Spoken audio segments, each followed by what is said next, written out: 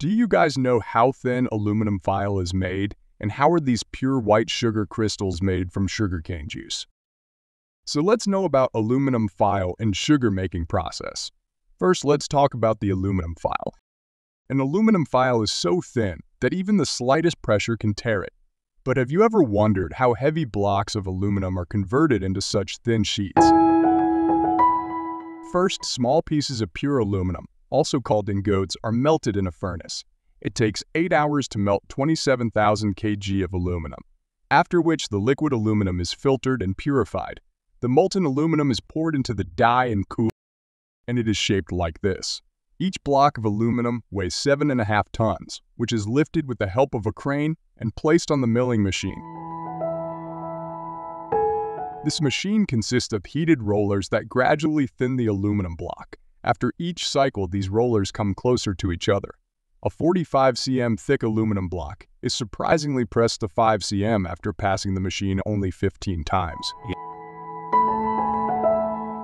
This 5 cm sheet is then passed through a separate milling machine to make it as thin as a file sheet.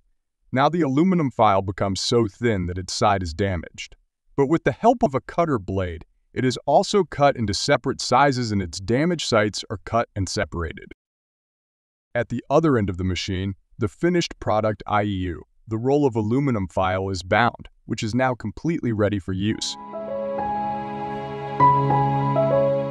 Now let's talk about the most important thing in our daily life, i.e. sugar. There is also great science behind how these pure white sugar crystals are formed from sugarcane juice. First, the sugarcane is loaded in trucks to the sugar mill, where it is cut and washed several times. Then the sugarcane is crushed with the help of a crusher and the juice is extracted from it. There's still a lot of impurity left in this sugarcane juice, such as clay, stone, or sand particles. Now it is time to filter it. For this, the juice is boiled and mixed with lime solution. After 6 hours of mixing, the color of the juice changes from brown to yellow, and during this time, its pH level also becomes normal. Now the juice is put in a tank for 2 hours, where all the impurities, sand, clay, or stone particles in it, are separated from the juice and collected at the bottom. Now this clear juice is extracted, while the remaining waste is not waste, but it is used as fertilizer, all of which goes into a large boiler where it is boiled so much that the water evaporates from the juice. And this type of fine paste should be left behind. If this paste is frozen, it becomes jaggery, but a solution of sucrose is added to extract white sugar crystals from it.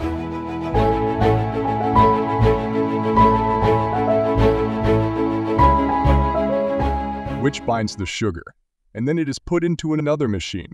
This machine works like a washing machine, as the washing machine has holes in the tub and it spins rapidly to remove the water from the clothes.